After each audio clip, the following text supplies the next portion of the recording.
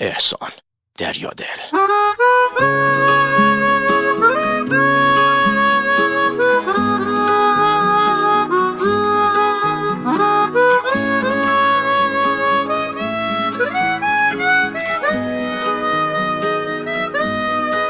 یه جوری میای میری انگار که دیرته، عذاب دادن منم جزئی از تقدیرته. میونه همه ی اخم دلبریتم میکنی، دلو دورش میکنی، گاهی هم نزدیکته. شب پر ستاره ای تو کوچمون پهن باشه، از پنجره نگام کنی وقتی دلم تنگ باشه. جای بد بودم با این دل دیوونه میدونی، مهربون باش فکر نمی کنم دلت سنگ باشه. چی میشه رد بشی از کوچمون، یه نگاهی کنی ابرو کمون. تقصیر دل چیه آرزوشی شده، کاشکی بیای بشی همسایمون. چی میشه رد بشی از کوچمون، یه نگاهی کنی ابرو کمون. تقصیر دل چیه آرزوشی شده، کاشکی بیای بشی همسایمون.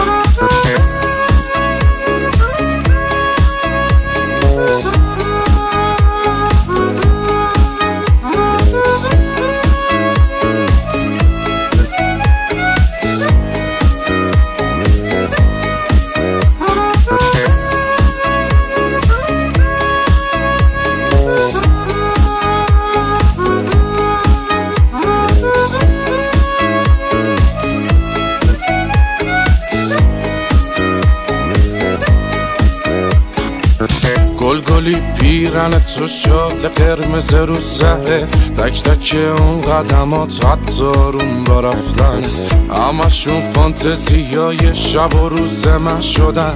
خودمو هر روز مجسم میکنم دور و بر. چی میشه رد بشی از کوچمون، یه نگاهی کنی ابرو کمون.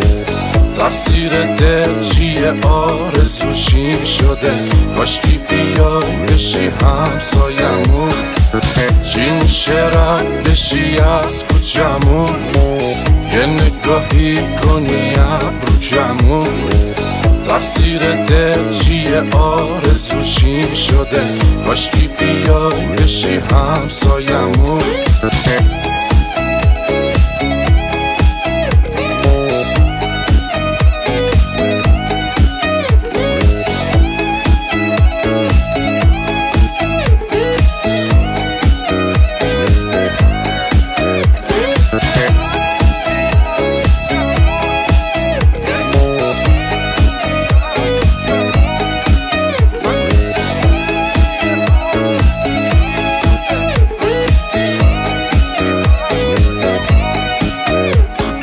مصطفی مؤمنی.